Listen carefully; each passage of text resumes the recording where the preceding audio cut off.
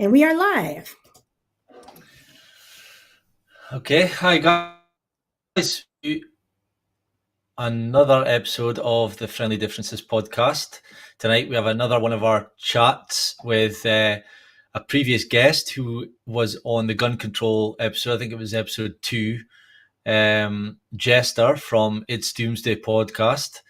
On that show in particular, I think that was the show that we realised that having 6 people on was far too much. We didn't give enough people enough time to speak, and you know, when you have overpowering people as well, people that like to talk, which we do like as well, it obviously takes away from other people. And I think Jester was one of those who didn't really get his fair say on that episode. So this is why we want to have everyone on that comes on for these Saturday night shows or Saturday noon shows, depending on where you are, the opportunity to come on, talk about their show, talk about anything that, you know, these are free chats. There's no scripts, there's no notes. So we're delighted to have Jester here. But first, before I jump over to Jester, Solid Blue, take it away. How have you been today? I have been just fine. Took my pups out for a walk. Well, one of them. The other two, they don't go. But yeah, I have been good. So I'm going to send it back to you. Okay, Jester, are you there? Can you hear us? Yeah, I can hear you guys just fine. Can you hear me okay? Yeah, perfect. Very good. How have you been? Oh, I'm doing fantastic, man. It's always great to see your face. You too. Me and Jester have been Snapchatting each other, and some of the it's hilarious. We've got like this. Let's not talk about don't talk about the stuff. But Solid, how are you today? I am fine. And you know, Jester, I will say this. I came in late to your show Sunday night, and I wish I had heard it from the very start, because when I went over to Clapper and TikTok, I started to get more in terms of what was said, and I wish I had been part of that. So I do have some questions for you, and I don't mean to put you on the spot. If you want to say none of your business, tell me whatever. But your show right on Sunday and the Clapper and the TikTok, the after shows, have me doing my show on Friday night, which for the very first time I'm going to stream onto TikTok if it works. But your show gave me an idea for another show that I have been planning on doing, but I'm retuning it. And it's going to be an it's going to be a show that some people are not going to be able to handle at all. But thanks to you, I retuned it, and it's going to be a show that if you honestly cannot stand the heat, please do not come, because I know I'm going to piss a lot of people off, and people may piss me off, but that's fine. Right, I got you. Yeah, and that, I don't know at what point you came in, but the whole premise of the show was to kind of talk smack about the public school system, and then we got off into a weird area with that. Well, I will say this. Frankie, I don't know how Frankie found my show, but she has been literally like my biggest fan. I mean, I have like 42,000 likes from her. And she after each of my shows, she sends me an email telling me what she thinks about the show, blah, blah, blah. And she messaged me about your show. And I don't know when she came on the show, whatever. I'm assuming she had been there for a while. But whatever was said, I don't want to say it upset her, but she really wished, she really wishes that she had a voice on that show. And I think Michael kind of rubbed her the wrong way. So I don't know what was going on and what was said. Because again, when I came in towards the tail end of the conversation was wrapping up. So I think I came in like 45 minutes before you were about to sign off. But in that last half hour, you were just people were just coming on. They were making comments, but I missed the juice of the entire show. Well, that's pretty much what it was. It was a lot of mothers that do homeschooling that came on the show, and that was the whole premise of the show, was kind of why we need to get our kids out of the public school system, and we didn't really stay on target as much as we would have liked to. Okay. All right. So, but anyway, as we said, this show, it can go anywhere. So it sounds like I missed a good show. I messaged you the other day. I missed your show because I usually wake up around 7:15 to drive to work, and as soon as I get into the car, I'm straight on to ItsDoomsday, and I'm listening the whole way there. And for the last month, I would say you're either not doing them every day or you're doing them in an earlier time, because I'm not catching you. So what is it? Are you doing them earlier? It's not that we're doing them earlier. We were doing 2 shows a night, and we're not doing 2 shows a night anymore. So when you were coming in by, you were catching the second show we were doing. Okay. That's what it is. So yeah, it's definitely earlier. Yeah. Okay. And I did message you telling you to get on to TikTok, because I'm sure. Yeah. So I did say, that Jester's on TikTok. You need to come over here. So I'm sure you messaged me. I know. I'm sure that message came in about 5:45 in the morning. I was still sleeping. Well, I have my world clock, so I know what time it is over there. So. Yeah. So I have a question for Jester, if you don't mind, Bob. I want to ask. Yeah, carry on. This is a question I have been wanting to ask you for like the longest, but now that we're face to face, so to speak, I'm going to ask you. Do you think the election was stolen? I don't want to use the word stolen, but I think there was a lot of manipulation going on, and they didn't want us to get to the bottom of what that manipulation was. They didn't want us investigating it for whatever reason.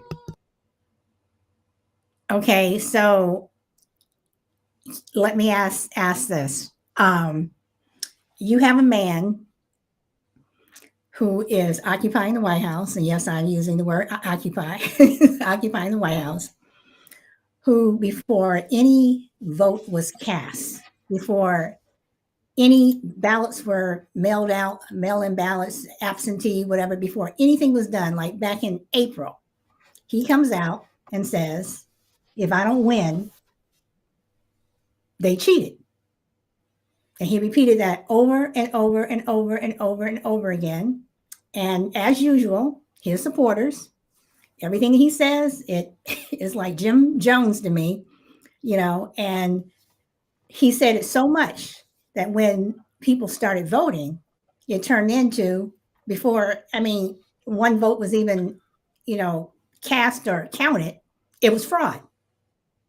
So was it really votes that someone tried to say, someone voted twice, someone voted this, whatever?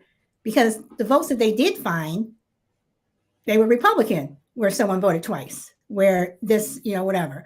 And his own judges that he appointed when they went to court, even before the election, they were going to court, which I think is so funny. But the judges, his own judges that he appointed, came out and said, show me the money, show me the proof. And all they could keep saying, well, it's coming. We have it. It's there. But no one, out of all the 65 times that they went to court, out of all the months, no one was able to say, we have proof. So, because I think that he set it up, and he did say that I can shoot somebody in the middle of Times Square, and my supporters will back me. So, all right, you're probably more knowledgeable on this topic than I am. I believe the reason why he was coming out and saying this is in the first place because they were trying to get away from the mail-in ballots because of COVID.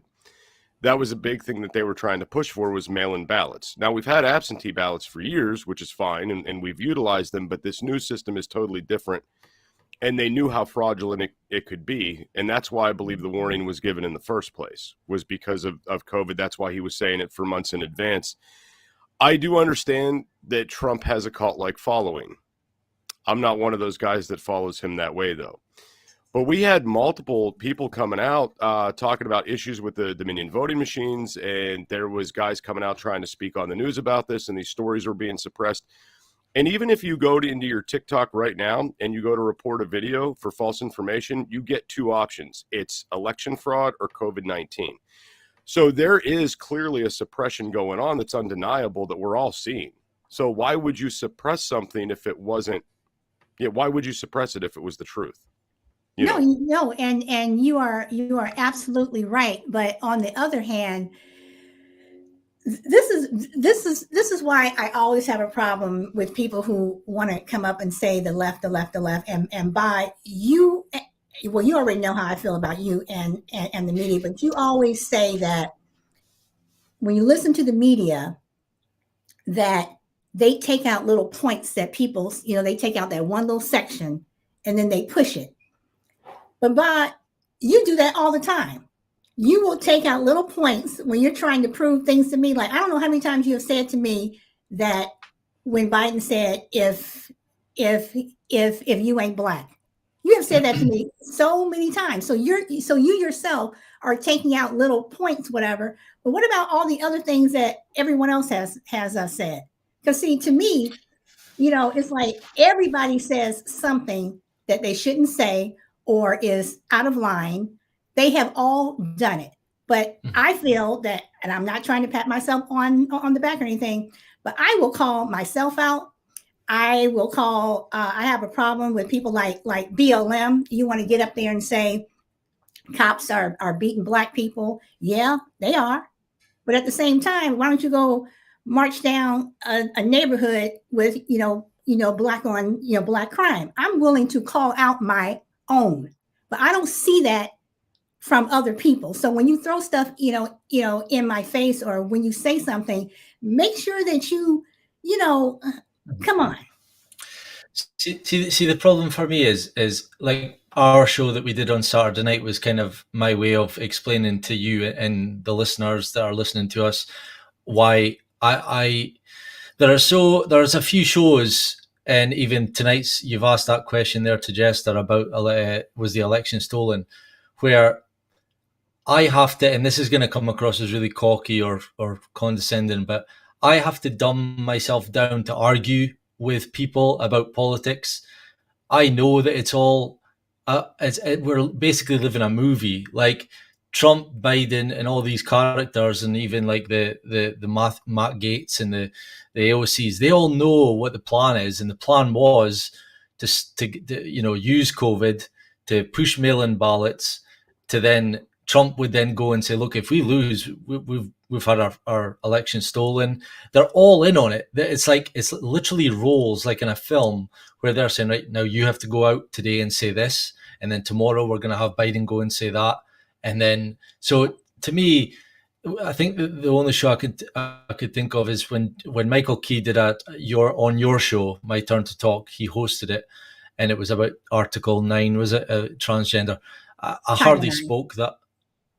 Yeah, I hardly spoke that show because it's like it's brain numbing for me, and a lot of these subjects I do phase out because I'm like, it's just, you're arguing, and you're right. They're on both sides. They'll both have skeletons in their closets. They'll both say things to rile up the left, to rile up the right, and we are going to argue for an hour and a half, 2 hours about those things and get nowhere. So that's the part where I can't do it. I try. I mean, I like having these chats with you guys, but it's also tough for me because I think we're arguing over, it's just stupidness. And even today, Elon Musk has bought Twitter, and I'm not a fan of Elon Musk. I think he's in on it. He's someone, who's talked about chips in the brain and all that kind of stuff. And if you look into his background, he took over Tesla. He kicked out the real inventors of Tesla.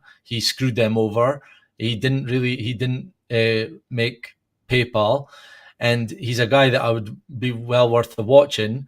But I'll go on Twitter and wind up the left, because sometimes it's like, to make people on the left or right see that their morals and their critical thinking skills are needing brushed up upon, I'll poke fun at them. I will do it, and I'll do it to make their cogs turn.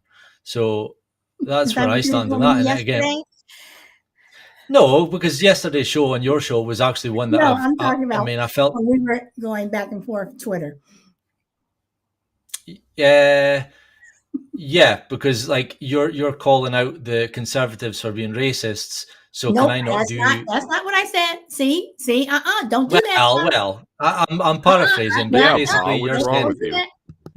that. But I can't remember the tweets, but you were basically saying that Matt Gaetz and racism in the Conservative Party, and I basically said, well, can I flip it around and say that Democrats are pedophiles and like, Okay, because to me, hold on, Ma. Let's put that in order. You threw out the pedophilia first, and then I threw yeah, out no, my gate. So let's just I'm just saying, because the no, way no. the way you're setting it up, it makes it sound like come on, Well, if you go back and look at the tweets anyway, what I was trying to do is put in a rule that fits what you are saying and also fits what I'm saying to make you and others see that methodology or whatever that is doesn't work. It's like the critical thinking skills between everyone, and I see it so many times. You have to be true to your morals and your philosophy. That's the word I'm searching for. If you apply your philosophy to one thing, you have to go on the other side as well. But there's not a lot of people that are doing that. And I totally agree. And that's why when, that's why I will come out and when you said the thing about the pedophilia, whatever, I said the thing about Matt Gaetz, and I said, but on every side. That's why I always try to say on every side, because and I know, I'm sorry, Jester, I know this is supposed to be a chat with you, but bye. going back and Oh forth. no, you're just making this easier for me. I'm just listening in. I mean, I look at Elon Musk buying Twitter and how the right just came out, and I mean, you can even just look at the tweets that Michael Keith put out. I mean, he is just like so happy, and the right came out, they're so happy, and I started tweeting these things about, well, how come Elon Musk didn't buy Parler? When Parler came out, Parler was supposed to be the next Twitter for the right. That didn't seem to go very well. So how come he didn't buy Parler? How come Parler, how come the right still comes to Twitter, this left-wing place that, oh, these liberals are this, but you all come. So why don't you go to Parler? How come Elon Musk didn't buy it just doesn't make any sense to me. I mean, it makes all the sense in the world. My critical thinking skills are always on. So, you throw something to me, I'm going to throw it right back to you. You got to think about this, though. Parler was shut down, right? They shut Parler down. And then you got to also think, like, if you're a business owner, you're going to invest in something that's already doing well. Twitter's already doing well. Parler was struggling from the very beginning. But why? Why? There's a few different reasons why. I don't think it got, number one, it didn't have a good operating system. I got on there. I tried it out. I didn't like it. I don't like Twitter either. I don't like Twitter's platform either. I don't much care for it. I might get over there now that I know more people are going to be over there, but it's still not something that piques my interest, just like Parler didn't, right? And I think that a big part of it too is with Parler, you have a select group of people that are utilizing Parler, as to where Twitter, you've got celebrities on there, you've got other businesses on there. It's a greater platform. It's not just this niche how Parler was for conservatives. But why is it that, because when Twitter first started, it took me a while, like when I say a while, like years before I went on to Twitter. And why is it that Twitter was able to attract the people that it did? Even if Parler had a better operating system, I still don't think that Parler would have done as well. And one reason is, and this is why I think that we will see, but I think within a year, Twitter is not going to be the way that it is. I think that people are going to start leaving, and the people who are going to be leaving are the people who are on the left. And you're going to have the people on the right who are going to follow the people on the left, because you almost need those people to argue with. And by you always say you say it yourself that after a while it becomes this echo, chamber. Yeah. And when because I went on to Parlor as soon as they saw my name, they're like, "Oh, who is she?" Whatever. And to me, Parlor was just filled with a bunch of just hateful people. And I think that's another reason why it did not do well, because a lot of people just didn't want to hear that. People on the left and people on the right, they just didn't want to hear that anymore. But you have all these people coming to Twitter, and I think that people, depending upon what Elon Musk does, and the people, and even not what he does, but the people that start coming on, I think you are going to see people leaving, and Twitter is going to change. It's not going to be the way, it'll be freedom of speech and all this other stuff that the right wants. But people on the left, I think, are going to start leaving, and the people and they're going to find something else, because something else will pop up that's going to grow, and you're going to have people moving over there. But that's just what I think. You were all for freedom of speech when we did our freedom of speech show, and I can't believe that that's even like. Are you annoyed at the left? You're saying that the left will leave Twitter when Elon Musk buys it? Well, I think he's bought it today. So, are you annoyed at the left for that? Because to me, that's no. Why? What I'm saying is that when I see tweets come out on both sides, I see some tweets that are just so hateful that I'm surprised that they even stayed up. That Twitter allowed some of these tweets to stay up. I'm saying that if Twitter I think Twitter is going to turn into a Parlor. That is what I think. And if that happens, people are going to leave. I mean, I could be wrong. That's why I said depending upon what Elon Musk does and depending upon the people that come over. But don't forget, don't always assume that you're the only party, on the block. Sooner or later, somebody else, just like Facebook and everything like that, sooner or later, somebody else is going to come up with something else that's going to be the flavor of the month, and other people may start going over there. That's all I'm saying. I posted a tweet today, and this is an example of me winding up the left. And again, I'm no fan of Elon Musk. I think he's someone to watch. But I wrote, the mass exodus of the weak-minded people leaving Twitter. Bliss.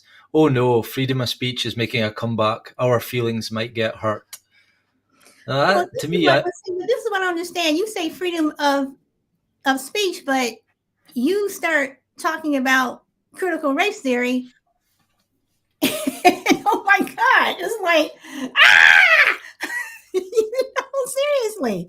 I mean, no, I mean, I've yet to look into the critical race theory stuff. I'm sure we'll do a show on that. But to me, I'm open-minded. I'll go into, I'll stay on these platforms. I'll challenge myself. Whereas people who are going to leave because freedom of speech is coming back. I mean, imagine talking to someone from the 19th. But you keep saying freedom of speech is coming back. It never left.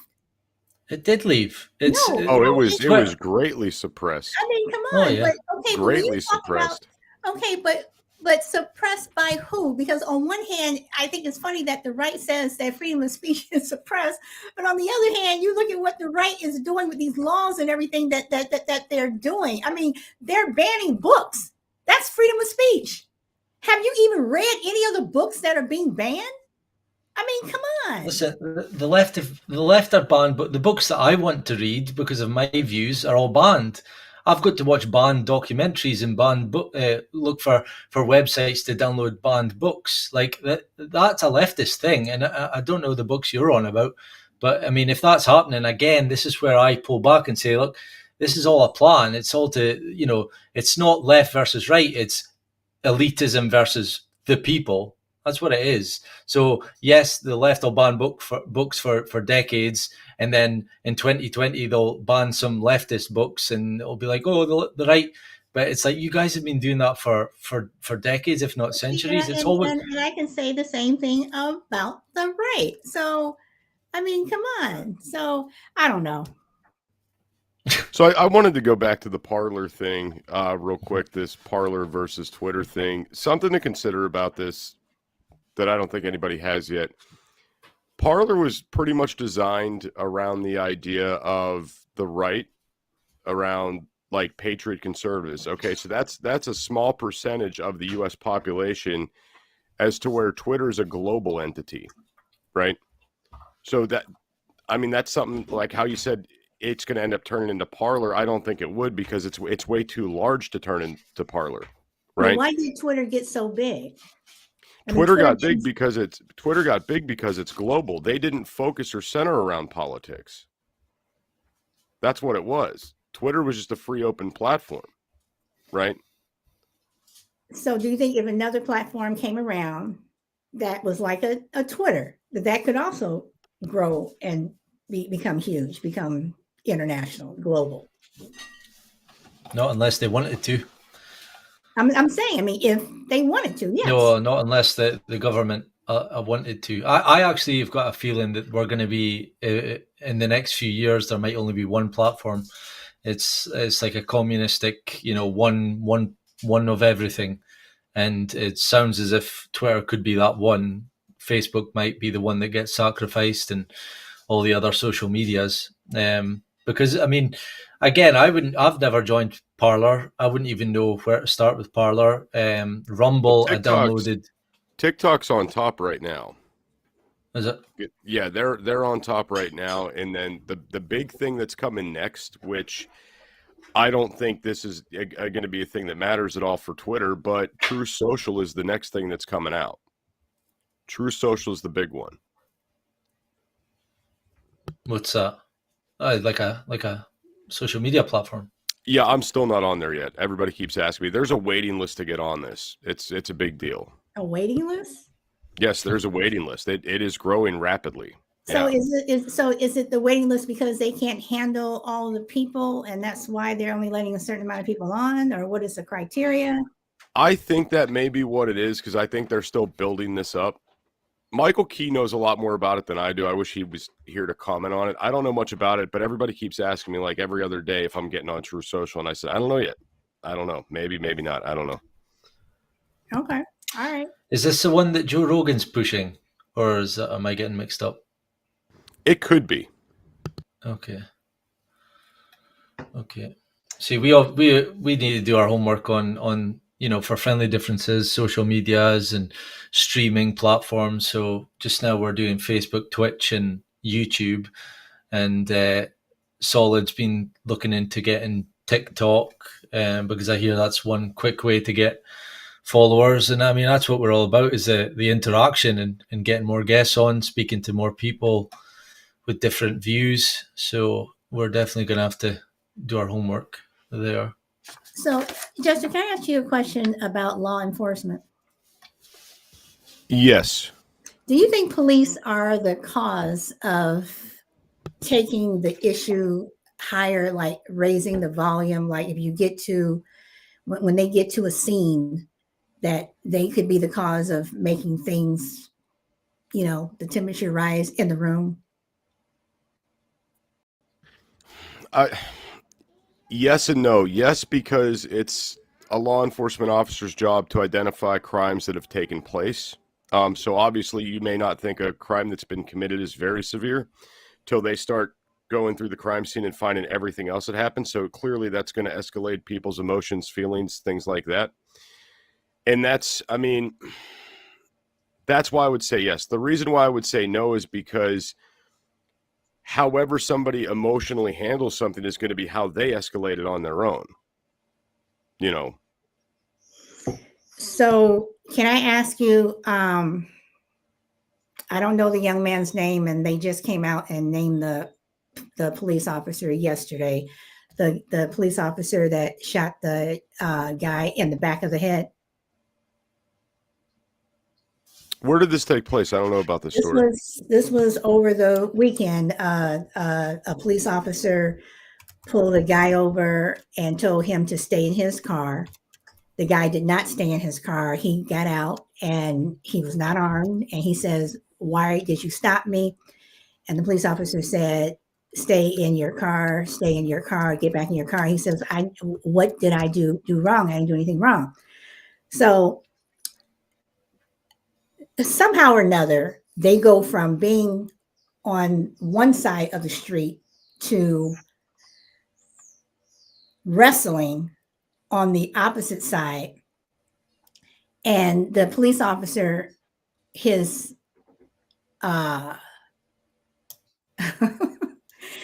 his camera went out, and he says, give me back my taser, give me back my taser. And when his camera comes back on, the guy that he's wrestling with saying, give me back my taser, give me back my taser, the young man is on his stomach, and the police officer is on top of him. He says, give me back my taser, give me back my taser. Then you see the officer pull out his gun, point blank, pow, shoots the boy right in the head. But then the officer did something that was very interesting. He turns around and he sees somebody was filming the entire thing. And he looked shocked, like, oh shit. And he says, turn it off, leave. And the guy, whoever was filming it, kept filming it.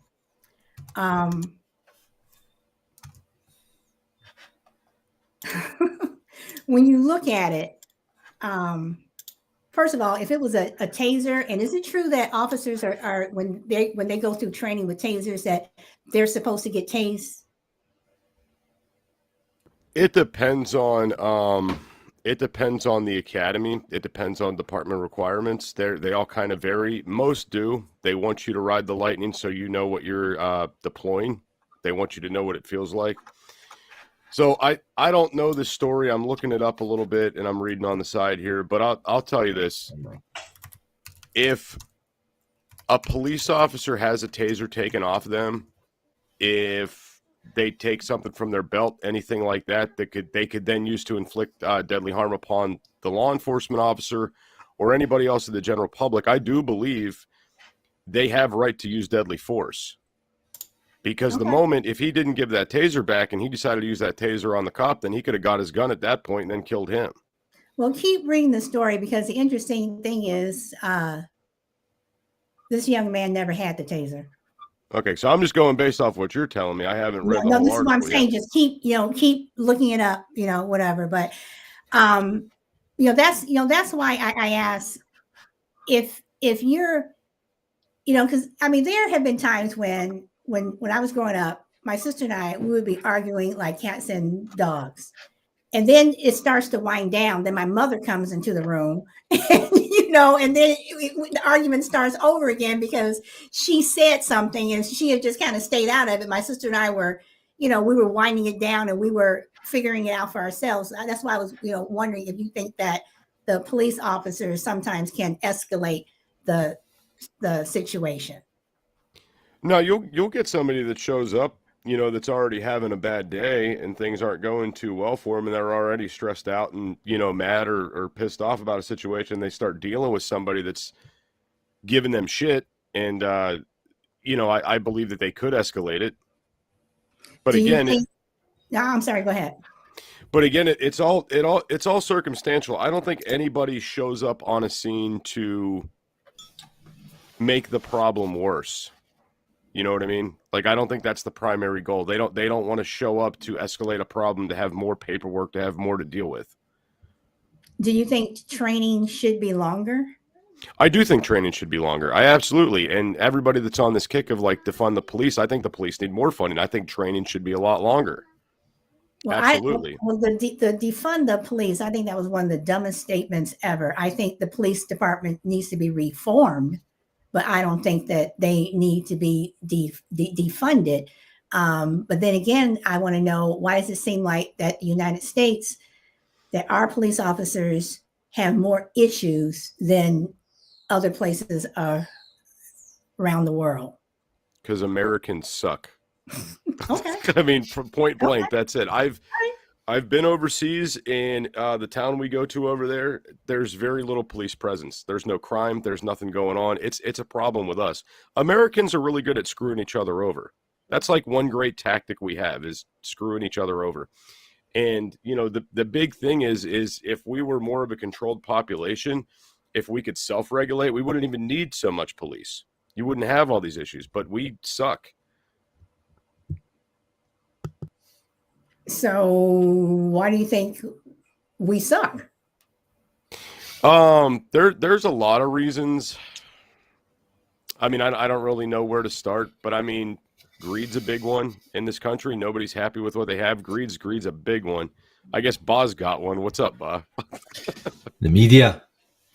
Yes, the media is another big one. The media likes to incite violence and problems, and they try to tell you how you need to live your life and what you need to have, and this encourages you to work hard or steal for your money or get involved with crime, and if that doesn't work out, you get depressed. So what's a good way to solve that? Drugs and alcohol. So then you become a druggie or you become an alcoholic, and, you know, that reflects on your kids. Then you're beating your kids, and they grow up in this shitbag cycle. So it's repetitive. It's this, things don't operate right in this country at all. America is the world stage, literally the world stage. We all watch America. The UK, we do have our problems, obviously. We're a shit country as well, but we get little snippets at the end of our news every day, and it's always negativity. And like I've said to you before, when I work in workplaces here in the UK and you go into new canteens, you're talking with new people. This has happened so many times in the last few years where a guy will be sitting reading his newspaper all quiet, and you'll just go, woman goes into supermarket and like something hilarious or so stupid, and it'll be someone else will go, America. Yeah. It's like, and that's like, it's sad, but the UK people think America are dumb or just hateful or all this kind of, like, we see the BLM riots and we're like, oh, you know, you see the videos and the footage and you're like, oh, well, that's America for you. That's how we feel because that's what we are being shown. And, you know, that's not the case, because I'm married to an American and I know that's not the case. And I've, you know, you guys and all that, but that's how powerful the media are. If you could be the best person in the world, the loving best person in the world, but the media can turn you into the worst person in the world just by, you know, looking into your past or doing anything. And that's how powerful they are. So I'm sorry that I keep saying the media, but they control our minds. You're literally telling us a story there about a black man being shot in the back of the head by a white cop. The only reason you know that is because of the media. I didn't say white cop. I just said cop because I was asking about law enforcement. She didn't use the word white, Bob. I didn't see. He always does that to me. He always does. No, I'm not. I'm telling the listeners it was a white cop and a black man. I didn't say you were, but the reason you know that story and you don't know the other, you know, hundreds of thousands of, you know, like here I'll go back again, right? In the UK, roughly 300, was it 30,000 or 300,000 homicides a year? It must be 30. Yet we only find out about the odd 2 or 3 because it's the 2 or 3 that they want you to know about, and it'll push agendas. It'll societal, you know, our shows, your show, My Turn to Talk. Some of our talking points are surrounded around those ones that the media want to tell us, and they tell us the ones that they want to tell us to get us arguing, distraction. Me and you and other people sitting here for 2 hours arguing about a white cop killing a black man is suits them, because then we're distracted from what the government are really doing by taking away freedoms and implementing things that we don't want. That's what it is. You know, when you and your wife come back to California to visit her family, if they let you in the country. Exactly. If you're not vaccinated. Yeah, we're going to have to sit down and have a face-to-face. I may have to take you to the back of the woodshed. So, Jester, can I ask you another question? Yeah, absolutely. What do you think of January 6th? Okay. See, I have my questions here. Okay. I think that the American people have every right to go in and storm the Capitol building. The government overreach in this country is huge. I feel that they have every right to do it. I don't feel like they did it in the right way, though. but I wasn't there, and I know that the media made this look a lot worse than what it was. If you go back and you do some follow-ups with things, I did a live show on I'm trying to think what it was. They were trying to do justice for the people that got taken to jail during the January 6th stuff. And it was a calm, peaceful thing. No one was freaking out, nothing. Tons of police presence because everybody was worried something was going to break bad, but it was fine the whole time. And this was live coverage. Now, you go back and you look at the photos from January 6th. A lot of these guys, I mean, they're sitting there, they're taking selfies. They're like, this wasn't an angry mob, right? You had that one area where they were trying to get in where that one girl got shot. But that was like the only images or only videos that I saw of a hostile group of people. So, Jordan, all right, because we're watching completely different things. Because while that was going on, I was literally flipping the channel on like news stations around the world. And the only station that was not filming what was going on that day was Fox News, which I thought was funny. But I'm not a fan of Fox News. Okay, but all of these stations were like filming it, and you're looking at, I know there's that one part where they were all filing through the credenza, whatever, and they were all seeing single file, whatever, and that's what Fox News likes to show. But when you see what was going on outside, this is live, and this is coming from multiple places from all over the world. And you see, people who say, yeah, back the blue, but you're beating up another police officer with the American flag. Everyone who is talking about how dare Colin Kaepernick, I always get his name wrong, Neil, but yet you're beating someone else up with the American flag. So, I don't know. Yes, you have the right to storm whatever, but yelling, hang Mike Pence, which they did do, and now Pence is starting to come out where Pence is telling Secret Service, I'm not getting in that car, because they wanted to whisk him away to some Air Force base or whatever. And he said that he wasn't leaving. He refused to leave. He said he had a job to do and he was going to do it. So, yeah, you can storm the Capitol, but let me ask this. If it was BLM doing it, do you think the outcome would have been different in terms of not letting, meaning would they have even gotten to the Capitol steps? If BLM did it, I don't think it would have been publicized as big in the media at all. And I don't think anybody would have got shot. See, I don't think it would have, two things. Well, three things. Number one, if no one got shot, I think it's because they would not have let them even get onto the lawn. Number two, if they did get to the Capitol steps, I think there would have been a whole lot of people dead. I think it would have been a lot of dead people. And I don't think it would have been cops. I don't know. Well, here's the thing. I also think Antifa is inside of BLM, right? Well, and Antifa, and that's another thing. Antifa is, I'm Antifa. Antifa is anti-fascist. It's people who are against that. It is not a group of people. People think the Antifa is like these group of people who have this building somewhere and they're all sitting around talking. Antifa is people who are against anti-fascists. I'm against so it's funny to me when people say, well, Antifa is doing this. What the hell is Antifa doing? Okay, so it's not that Antifa is this group that has a building. The group Antifa I'm talking about, they have a secret lair, and then they infiltrate things to cause chaos. But that would be for every group. That would be for BLM. Oh, yeah. Be for the government. That would be for the Proud Boys. That would be for everybody. But I'll tell you, they attach the negativity to BLM. If BLM did the January 6th insertion, I think that they would have burnt the Capitol building to the ground. And I think they would have gotten away with it. I really, really, truly do. And see, and that's and hold on, I have to tell my dogs to knock it off. Okay. Sorry. Who do you think got a harder time, the 2020 BLM riots and looting or January 6th? Well, see, that's the thing.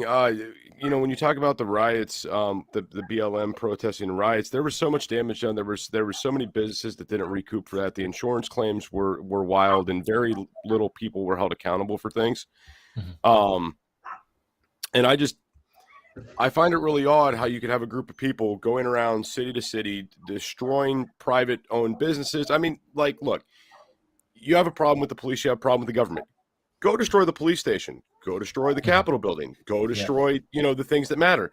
Don't go through a private neighborhood and start throwing rocks through windows or start destroying her private property. If you're mad at me because I did something wrong, yeah, destroy my stuff. But if I have nothing to do with it, what good does that do? You're destroying my stuff. I have no part in it. Insurance rates are going up. Everything's getting harder. And you're giving the group as a whole a bad name. Right? So do you think that it was all BLM who was doing that? You don't think that it was, people who came in to and antagonize? Not saying that BLM didn't, because there were some people who I think even used the excuse of BLM on every side to go in there and cause chaos, whatever. Because again, I was sitting there watching TV and I'm like, here we go again, but I don't think that if BLM had gone on January 6th, I don't think they would have burned it to the ground, because they would have known what the repercussions would have been, and the price that would have been paid would have been extremely, extremely heavy. It would have been extremely heavy for all of us. And when I say all of us, I'm talking about people that look like me. No, I'm telling you, I think if they went in there, I think it would have been better for BLM to go in there in the first place instead of going around the country destroying everything. Could you imagine? Okay, so this is the thing. You got BLM, they go into the Capitol building, they burn it to the ground. Do you know what kind of support they're going to get from foreign countries? Do you know how much more the federal government is going to respect this group of people when they say, hey, we're not taking your shit anymore? I think it would have went out. I think it would have went way better. See, I see, and that's where I mean that's just me disagreeing. That, to me, the only way, and Ba has heard me say this on multiple occasions, and Michael Key has heard me say on multiple occasions. To me, the only way that BLM or Black people can be heard is through the wallet. Through the wallet. And right now I am seriously moving towards, been talking to a lot of people, a lot of organizations, to get a economic Black boycott going, where, Black people for 1 month, just do not spend money, because we are. I've said that from the very beginning with the BLM stuff. It would have been way better if everybody would have just organized and said, you know what, we're not going to work for a month. Just let the entire. No, I'm not talking about going to work. I'm talking about not spending money. That's one side of it too, but that doesn't really hurt the federal government if you're still going to work, because they're still getting your tax money. Right. But but when right now we're in the middle of inflation, which I think was set up by another group of people. But we have all of the stuff that is going on. People still trying to get over COVID. People, can't get bread because somebody's not going to work to put the bread on the shelves, whatever. When you don't spend money, it shuts down. It's slowly but surely, it starts to shut down everything. And the economy would just be devastated, because Black people spend, just in America alone, close to $1 trillion every year. And if we did not spend money, and I did the math on this, if we didn't spend money for 1 week, the economic devastation that it would cause, not just in this country, it would be felt overseas. Can I ask something? I've got to word this the right way without sounding Well, No, just say it. Just say how it. how can you push that black people are oppressed and then say that black people have the power to pull down a whole country, or And see, this is where I have to say, and excuse, and I don't mean stupid. I do I not mean. know you're right. You're right, This is because where I'm I probably say missing something. the white ignorance comes in. Um, you have, and I have to go back. I have to go back because history. This is why I think you need to go back in history and teach it for people to understand what is going on now. I have to bring up 1955, the Montgomery bus boycott. Yes, black people were oppressed. We're getting, sprayed with water hoses. We have to drink out of a certain fountain. We're being called this. All these things. You have to get on the bus you have to walk up to the front of the bus, put in your dime, get off, and enter again through the back. Sometimes the bus driver would, drive off, and everybody on the bus is laughing. They think that's funny. So they come up, it actually wasn't Rosa Parks. It was another young lady who was 15 years old who refused to give up her seat, but she wasn't the right person to have the reason for the boycott. But when Rosa Parks did it, black people said, "I'm not going to ride the bus. You want to oppress us? We're not going to ride the bus. We're going to show you how much you need our money." Sure enough, when it first happened, black people getting up 4 o'clock, or the Negro getting up at 4 a.m., walking to work, miles and miles to work, wearing out their shoes, and they have to start the carpool or whatever, ride bikes, whatever they had to do to get to work, to clean up somebody else's house. And they didn't think it was a big deal. But then the bus company started to lose money. So what did some of the white people do in Montgomery? They started to threaten them. They started to burn down their houses. They started to beat them up. You better get on that bus. Nope, not doing it. So after a year, when the bus company was literally bankrupt, and they said, "Oh shit, these people mean money. We better start treating them a little better." That's what that means. So I understand what you're saying, but it's about the dignity. And the only way that happens is money. You can protest all you want to. When BLM was doing all that stuff, I was sitting back going, "You got to get them in the money. It's the wallet. You hit that wallet, and boy, Yeah, Jester. And I think 10 years ago, when black and Hispanic people stopped shopping at Walmart, I think they stopped shopping at Walmart, I think, for a week. Walmart lost so much money. They lost so much money just from one group of people not shopping there.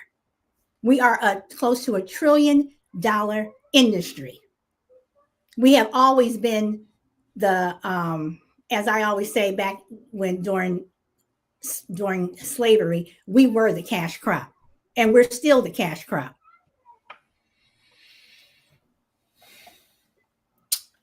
Jester. I don't know. I still think it would be better if everybody just refused to go to work, because once again, the tax money, and then also when people start seeing they're not getting their goods and services, it's going to make them wake up even more. When you're saying, everybody stops spending money, yeah, you're hurting the corporations, but you're not waking up citizens to this. But whenever citizens have garbage start piling up in front of their house, or they can't, open up a school building, or whatever the case may be, whatever jobs get shut down when people don't get their goods or services, they're going to question why. And then they're going to go to these corporations and stuff too and say, "Hey, you guys got to do better, because this is horrible." I mean, think like there's no, think that the government is not going to be affected by that, whoever the government would be more affected if everybody quit going to work, because the tax money because you got state tax and federal tax depending on where you live, right? And then if nobody's working, they're not spending money anyway. So it's doing what you're doing. It's just adding extra. But Jester, people are not going to work now. I mean, people have. I mean, after COVID, everybody found Jesus and said, "I'm not going to go to work because I'm getting screwed over," and they're not going to work now. So we don't have goods getting on the shelves. We have things that are backed up. I was in Target, Sunday, and I was like, "Excuse me, can you tell me where I can find?" And this girl was so frazzled. She says, "Ma'am, I'm sorry, we have it, but it is literally in the back. We don't have people who more and more people are calling in sick or whatever." And she says, "Ma'am, can you just come back another day?" I was like, "Don't worry, okay." So but people aren't coming to work now. I mean, they aren't. Yeah, but you're talking like certain people aren't going to work right now. If you had the entire black population stop working, do you know how great of effect that would have? Right. But then, and that's also showing, and then they don't go to work and then they lose their jobs. So it's easier just not to spend money, because if I don't go to work and if I keep calling in sick or whatever, pretty soon, the boss is going to say, "Well, you're not coming to work. So see ya." Yeah, but if it's nationwide, if it's a nationwide like anti-work, anti-spend money protest, I mean, they can't. I mean, what are they going to do? They're not. They might not even be able to open their doors for you to come to work anyway, right? Say you work at a restaurant and your driver that supplies your restaurant with food is a black man that's not coming to work either. They're going to have to shut down that restaurant because they're not getting their food supply. I mean, it's there's so much more here. There's so many moving parts. Everything would shut down. They would tell you to stay home from work because they couldn't get what they need for you to do your job. Yeah, those wheels are turning now, aren't they? No, I hear you. I just disagree with you, because now my next question is going to be, with everything that's going on in Florida with what DeSantis is doing with Disney. What would happen if Disney said, "You know what? We're just going to shut down Disney World and we're just going to pull out"? Property taxes would go up probably about 25%, because it's going to affect all these other places who's going to have to make up this stuff. So what would happen if Disney just said, "You know what? You want to do this to us? Oh, okay." Tourists make up more than half of your income, your money, whatever, for this for this state. So if we were just to pull up, yes, you have this, and people can go here and people can go here, but Disney World is huge. So what would happen if Disney said, "Okay, you all want to do this to us? We're just going to pull up and leave"? Not only are you going to put everybody out of work, the thousands of people that work there, but the economy would take a huge hit. Is that what you want to do? Is that what you want to do when you're upset at the government? You want to screw the economy and screw the people. That's the part I don't get. And what you're totally missing is not me wanting to screw the government or the economy. My point is, again, I go back in time to history, to Montgomery, to Woolworths, and what have you, where it's about rights. And right now, I don't like the voting laws that they have put into place. So again, you're looking at me trying to screw people. I'm talking about getting justice. So about the Florida are taking away is this about the polling stations in Florida that I'm talking about, I'm saying DeSantis is taking away the what is it, the self-governing, they have some kind of a special tax status. Where they regulate themselves, and that's being taken away, which, I mean, and they had it for years. They've had it since the beginning, right? Since they first, I think so, yeah. It was like 60 years, whatever. Listen, so Disney's not going anywhere. That's the point, yeah. So Disney's not going anywhere. They're not pulling out of there. If anything, they would just resell the park to somebody else, and it would get rebranded. Okay, but I'm saying, but what would happen if Disney were to pull out? As of now, they would feel the effects in Orlando. But you gotta understand too, people aren't traveling to Florida anymore just for Disney. I went to Disney once. I hated it. I'll never go back. I didn't like it. Too many people. It's disgusting. Everything's overpriced. Lines are horrible. Like it's no fun at all. But right by there, you also have Universal, and then you go down to Tampa, you have Busch Gardens. There's other tourist So you areas don't there. think that okay, so Disney, so you mess with Disney first, then Universal is going to be next, and then the next thing, and then it's going to be something else. Because that's how I see these laws going. It's like you start with one, and then it's going to be the next person, then it's going to be the next person, then it's going to be the next person. I mean, I don't know. I don't think. I mean, let's face it. Disney had a good run with what they got. You know, Mm-hmm. for the incentive, the money incentives, they had a good run. I mean, you know, they didn't have to decide to get themselves involved in the political side of things. That was their choice to make as a private corporation, and they did that. And now they're feeling the effects of it. You know, so I mean, and honestly, like Orlando's not a horrible area. I've been through Orlando plenty of times. I would go there for the beach before I'd go there for Disney, right? If Disney shut its doors tomorrow, they would feel a great effect. Like Orlando would definitely notice a big shift. But I think Universal or these other companies would just pick that money up. You know, I think it really would. Okay. There is a conversation to be had around what we can do if we're not happy, and for me, I would never protest because I think, you know, going back to what we were talking about earlier with BLM and January 6th and even Antifa, like I was under I mean, this is even just a couple of years ago. I believed that Antifa, you know, the whole link to George Soros, where he was funding a group of Antifa, which in my view is there, you know, you're right, solid, but there's also these balaclava, baseball bat, hoodie wearing punks that go around protesting, throwing Molotov cocktails and baseball bats and bricks through bus windows. And I believe they were a leftist group called Antifa. And I'm under no illusion that there's also that on the right as well, where when a leftist protest is happening, they can just throw in some organized group funded by whoever go in and ruin that protest. And it's like the truckers in Canada.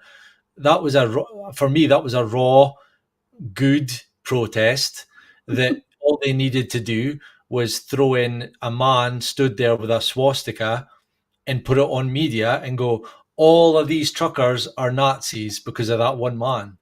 Again, the power of the media. But this is why I would never protest. I think protesting will never get you anywhere because they can ruin your protest. They can turn it, you know, you could have a peaceful, good protest and they could turn it nasty by throwing in a few bad eggs. And I don't think it's the way to go. I mean, your boycott, I think that's probably a decent one because you're affecting, as long as you're not affecting innocent people. Like that's why I don't like when you're talking about pulling Disney out and affecting the economy and affecting the people. I didn't say pulling out Disney. You always, why do you always change my, Well, my words sorry. around? You do I'm that all bad. the time. You do I that am all bad. the time. Stop it. You It's can't because trust these gingers, Solid. These redhead ones, you got to watch out for them. No, but you've said on Twitter a few times about what would happen if Disney pulled out. So you're And basically I said, right. What would yeah. happen?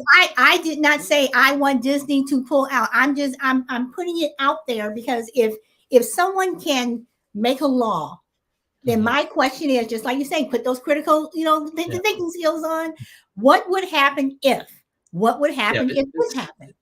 To me, that sounds like you're sitting back going like this. I hope Disney No, pulls out. no, because if I wanted to buy, I would hope that you know me well enough by now. If I want to say something, I'll come out and I will say something. Okay, I was that person in school when somebody said, "Did you say this about me?" Yep, I said it. So I will come out and I will just say it. But again, I'm just saying, what would happen? What would happen if this? But yet, you have people all the time saying things that are insightful. I'm not trying to incite anyone. I mean, if I want to do something, I'm going to say I want to do this, and I have been saying to people we should have an economic black boycott. So to me, the main one is just don't pay tax, but we don't even have the power to do that. Our tax is taken before our wages are given to us. So I mean, that's the biggest one. And, my biggest gripe is if the government are doing something, it's probably because they've got your money to do it with. Where anything that's government funded isn't, it's people funded. It's our money. They're bombing countries on our money. They're doing everything on our money. So don't pay your taxes. But nobody's got the balls to do it because you're threatened with jail and all that bullshit. But to me, that's the only There have way. been a couple of people who have had the balls to do it. I mean, the person who occupied the White House did it for years. So, so yeah. So Jester, I have another question for you. Do you think racism is real?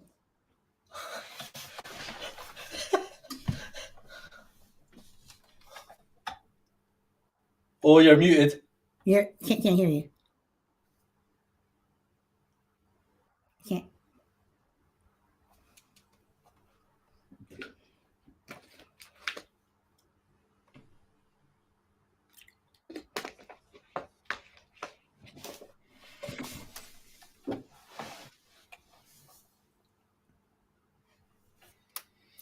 Muted.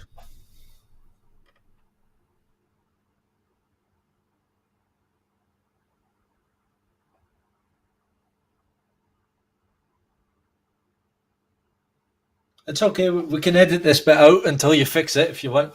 I don't know what it is. See on the screen, Jester. See the mute button on the screen. You've got mute, stop video, share. Yeah, he just did that. He just did that, and it didn't work. What's happening? There it is. There it is. There it is. Now we can Back hear now? you. All right. Yeah, I have no idea. I unplugged my I mic will- and plugged it back in and it started working. I don't know. I will ask my question again. Do you think racism is real? It is very real. I think it's widely blown out of proportion. I don't think anybody really wakes up in the morning and says, you know what, I feel racy today. I'm going to go be racist. I don't think that's quite how it goes. And I think that a lot of things get spun so people think that there is racism when there's really not. I worked a detail one night, and these two girls came through, and this was at a theme park type setting. And we have these glow necklaces. You put them on, and that allows the characters and actors to touch you, right? That's what it's for. And what ended up happening was one of the girls said that she got grabbed either too forcefully or inappropriately or something like that. Now, these are actors going through in the dark, grabbing you, so they're allowed to put your hands on you when you're wearing these glow necklaces. You know what you sign up for. This was at the end of the night. They filed their complaint at the very end of the night whenever all the actors were out, have gone home, like the park was shutting down. They spent the rest of the night in the park, then came to us, said they wanted to file a complaint. And we explained them very, very simply, okay, this isn't a matter with us because we are just in-house details. You have to get the sheriff's office out here because we cannot file charges against these guys because we're hired by them to be here. We have no power to file charges. All right? We have the same powers that you do. You could call the sheriff's office or we could call the sheriff's office. They took it that it was racist that we couldn't do anything. It is physically out of our job description we couldn't do anything. But that's how they took it. So you do have people that invent things to be racist. Then that's a big problem I think we have too, because I'm sure these two girls went and told their friends, oh, these racist ass white guys, they didn't want to help me out. And it's like, no, I'm explaining to you what you have to do. You just don't like the answer you're getting. And I've seen that a ton of times. Mm-hmm. So I think that racism is real. I don't think anybody wakes up and says, yeah, let's go be a racist today. But I also think that people can't identify what racism is, so they label everything as being racist, right? I think that's a big part of it. Why do you think that is? Like, why do you think that people like those girls, why do you think that they took it as racism as opposed to these guys really can't help, I need to go here? I don't know. Maybe because of the influence, maybe the influence that you see on TV, right? Maybe the media is a big factor in that. We had a girl. I used to be an instructor at a school. I used to teach welding school years and years and years ago, and there was this one student that was in there, good student, but liked to run her mouth a lot. like really good student, worked hard, studied hard. Everything was fine. She ran her mouth too much and she liked to cause problems. So eventually I had to take her aside with it, and I said, hey, listen, we've got 20 people in here that we're trying to get educated with this. Like, I know you have a lot going on, and I know you're trying to get things fired up here. Like, I really need you to just stop, because you're literally taking away from us teaching everybody else at this point. And you know what she said? Oh, it's because I'm black. Like, no, that's not what it is. I have 10 black students in here. You're the only one that's causing problems. I just need you to stop so everybody can focus on what they're doing. It has nothing to do with race. If you were white, I would tell you the same thing. But if I had this conversation with a white person, they're not going to tell me they're not going to tell me it's because I'm white, because I'm also white, right? So you do have separation between races, and I think a lot of the times people do, if they're not getting their way, if they're not getting what they want, they automatically pull that race card. I think it's a very prevalent thing. Okay. No, I mean, and I think you're absolutely right. I think that people do pull the race card, but I also think that some people refuse to see when it's racism. I think that some people are racist and they don't even know it. So my mother-in-law, not racist, but terrified of black people, just terrified. Don't know why. It's not like she's had a bad experience with anybody. It's not like she's ever had a run-in, but totally scared of black people. Don't know why, just a thing. Not racist by any means, just scared of black people. And I don't know what, explain that one. I thought that one was very interesting. Tell her to turn off the TV. I mean, this is where, you know, we have these incidents with these Karens, you know, what have you, that, you know, I'm in Central Park, and instead of, you know, first thing they say, oh, this black man is doing this, or, you know, you have another Karen who'll say, oh, you know, this black man is trying to get into my building, and then when they're in the building, you know, they're like, show me your key fob. And they're like, well, I live here, prove it. You know, and it's what a lot of black people now are saying. We still have to show freedom papers. You know, I've seen these videos. I know what you're talking about. You know, seriously. You know, and one of the videos that, you know, that do you know who Roland Martin is? No, I do not. Okay. He does these segments where well, I'm not going to say what their name, but he does these segments, and where they have these Karens and these Kens, they call them Kens too now. And this one guy was in the store, and he keeps talking to this one black guy, just, I'm not going to say N word, because that's not what they're saying. I'm going to say the word, because I hate when people say, oh, you said that the N word. No, I'm going to say what it is. He kept saying, nigga this, nigga that. And the guy kept saying, you going to keep saying that. You going to keep saying it. He's like, what you going to do? You know, nigga, please. You know, da, da, da, da.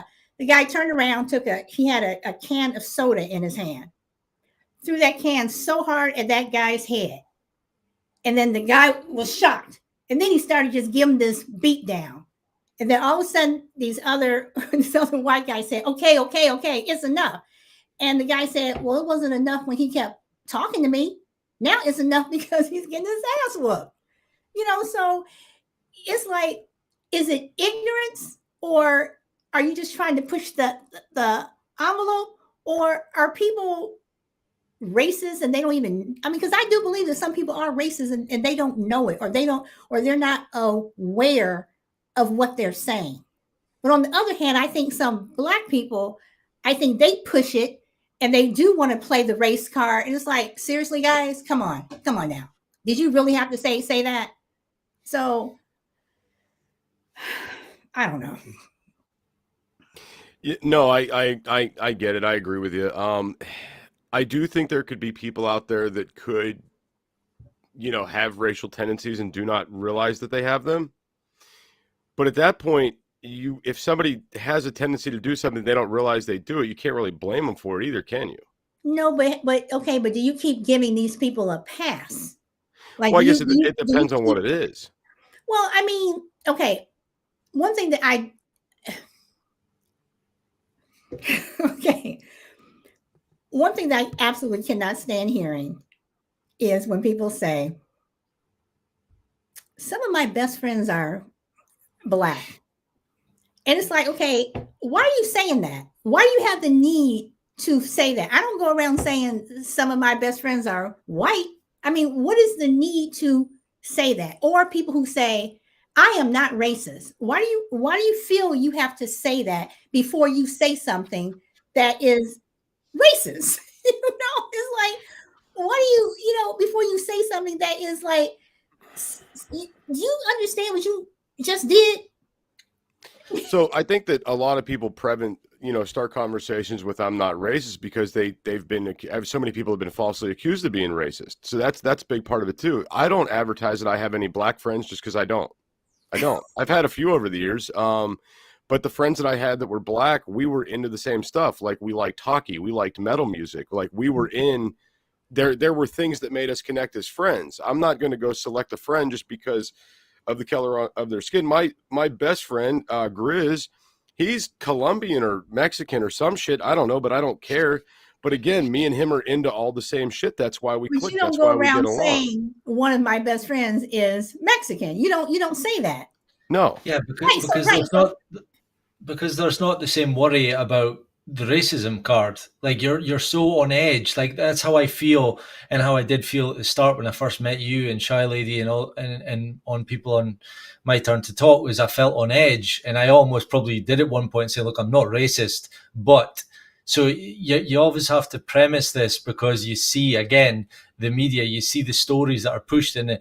If you're going to have an interaction with a Black person, you're walking on eggshells in case they're like the people that I told you about, the people that I've been seeing in the media, the 1% progressive type, liberal, leftist type that throw the race card out at the drop of a hat. So you've always to feel like you've got to say that. And there's a reason it's not in our heads. This is maybe white fragility in your mind, but I don't think it is. I think it's a real thing. Like Jester says, twice he's been probably more so the race card's been thrown out, and I'd love to know where my white privilege card is so that I can start doing that. Or maybe I've thought often about the ginger card, because gingers we get bullied, we have no soul. So I'm going to You are the start white devil, throwing Ben. out. Are you instead of racist? I'm going to say gingerist. Are you gingerist? Are you not giving me the job because you hate gingers? No, because they have gingivitis. They got a bad case of gingivitis. That's what it is. But Bob, when you first came on my show, and I actually liked you. I actually, when you first came on that first time, Shy Lady and we were talking, and we liked you. I mean, I You're the immediately exception. like you. I mean, no, I mean, and I hope that I never gave you the impression that I didn't. I mean, I was very happy that you were coming on my show, and I tell Jester the same thing. When I came on his show, I was like, okay, I know just from my name alone, because I had been on some shows where they saw my name and they were like, are you Black? Are you this? But they would just come out and they would ask me this. I'm like, really? Whatever. But Jester, when I came on your show, you were welcoming. You never once. I mean, I like you and I wanted to come back, whatever. So, and I did, So does that mean I could start telling people I have a Black friend? Yes, I can. I will be your one Black friend. Yes, I got one. Awesome. That one, cool. that one. But I mean, I don't know. And then when I look at Podbean, for whatever reason, I don't know why. Maybe you all can answer this. Why does it seem that like Podbean, that platform, tends to attract people from the right more so than people from the left? Because we've been pushed out everywhere else. That's why.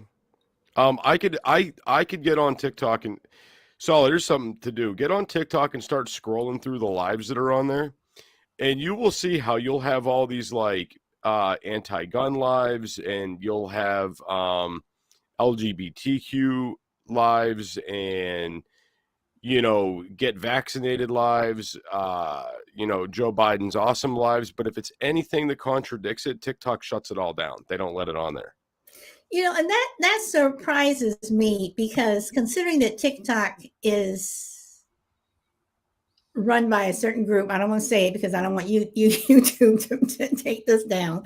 Run by a certain group, that kind of surprises me that they would allow the This show is never seen up on YouTube, by the way, so just say it. I mean, because I don't know who it is. I thought it was the Chinese. Yeah. So I mean, headquarters is in California. Branch.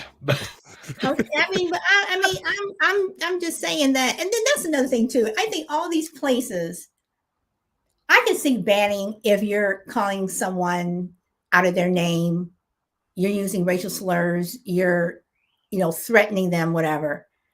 But if someone is saying something that you just don't like, you just don't like it. I mean, how many times did we go through this entire world from the time we're born to the time we die that someone's going to say something that we don't like? Can I also add to the question you asked, Jester, about Podbean? I think a big reason as well is because you are the exception. This is why you are, like, why I love you so much, because you are willing to go on these platforms and challenge yourself. There's not many leftists or liberals willing to go on shows and start a podcast and challenge themselves against conservatives. And that goes for not only podcasters, but even on the mainstream, on the news. You very rarely see a leftist debating a conservative. It's hard to find, and even again on with my views, the conspiracy stuff, you'll find it very hard for a non-conspiracy theorist to debate a conspiracy theorist, because they don't want to. They're obviously, it's an embarrassment if they get destroyed, or they know that. For me, again, I know you're not going to like this, but when liberals and leftism uses feelings and emotions, and then conservatives use facts and statistics and empirical data, I don't think leftists can win a debate. They can win. I mean, everyone holds their own opinion and all that kind of stuff, but I don't think you can win a debate when you use facts and figures. That's where I think you're wrong, because I think the right, they run away from a lot of facts. And one of the biggest facts I think that the right runs away from is history. They run away from that. They don't want to talk about it. They want to say, oh, well, let's talk about now, or two wrongs don't make a right, whatever. It's like, how come, we can talk about this? It's okay for y'all to talk about this and say this, and this. But as soon as this is brought up, oh, do you really have to? Oh, my kid is just too fragile. Oh, no. I mean, come on. Well, I'll debate you.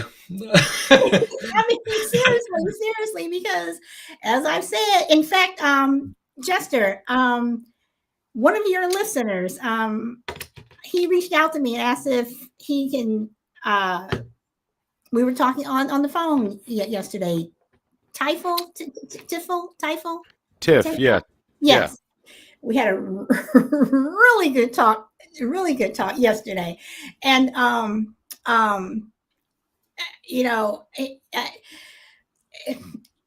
I just see it like this.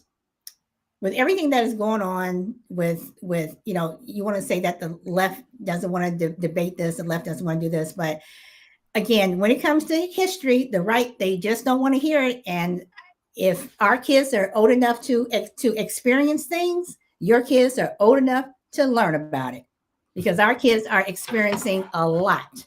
And your kids are old enough to learn about it. A lot of times, some of the things that our kids are experience are coming from your kids. So I'll make this quick, and we'll ask if you've got one more question for Jessica, because I know we're heading to we're an hour and 23.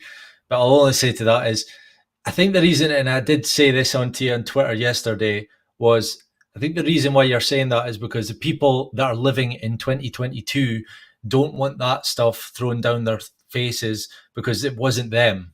It's like, what happened in history wasn't them. We talked last night on your show about the misogyny that occurred in the early 1900s, even, where women were owned, they were property. And you don't, like, I would hate if a woman come up to me and started throwing that down my throat, because that's not how I am. And it's the same with the slavery issue and the critical race theory, I assume, because I haven't looked into the critical race subject that's in America just now. But people probably don't want to have that thrown down them and beat down like a stick to beat someone with because it wasn't them.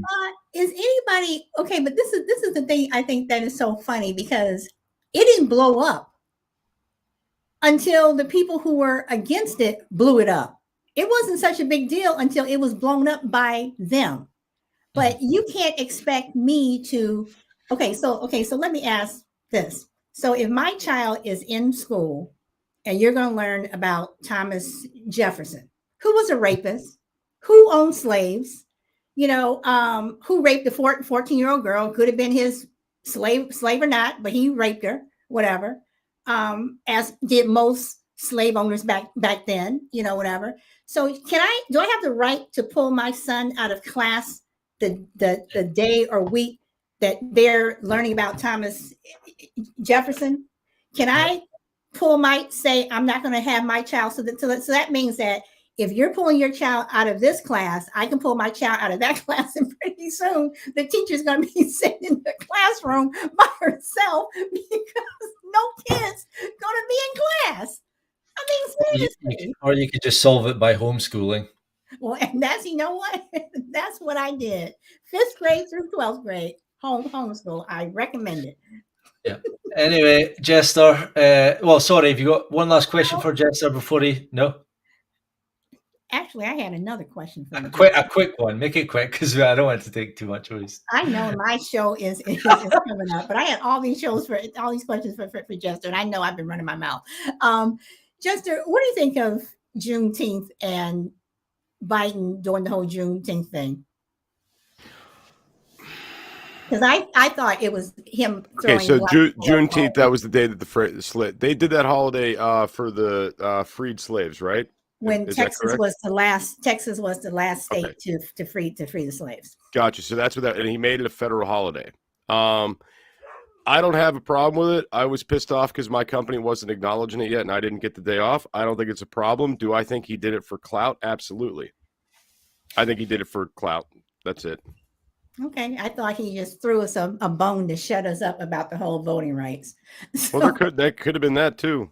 So, anyway, guys, thanks for joining us. Jester, promote your show before you go. Where can we find you? My show is It's Doomsday Podcast. You guys can find me on Podbean, Spotify, iTunes, pretty much everywhere. We're out there. And what time are you usually on? So we do a live every Sunday night at 8:30 Pacific, 11:30 Eastern Standard. Awesome. Okay, guys, thanks for joining us, and I love these chats more and more. Thanks for having me. Yeah, it's been good, and we'll definitely have you on again. Anyone wants to check out Jester's performance on the gun control show, that's episode 2. We'll have you on again, bud. And thanks again. Any last words, Solid? No, sorry I ran my mouth so much. Don't worry. Anyway, your show is coming up in 20 minutes, so we'll have to get prepared. Let's get a cup of tea and meet back in 20 minutes. All right. See you guys. Bye, guys. Bye. Have a good day, everybody.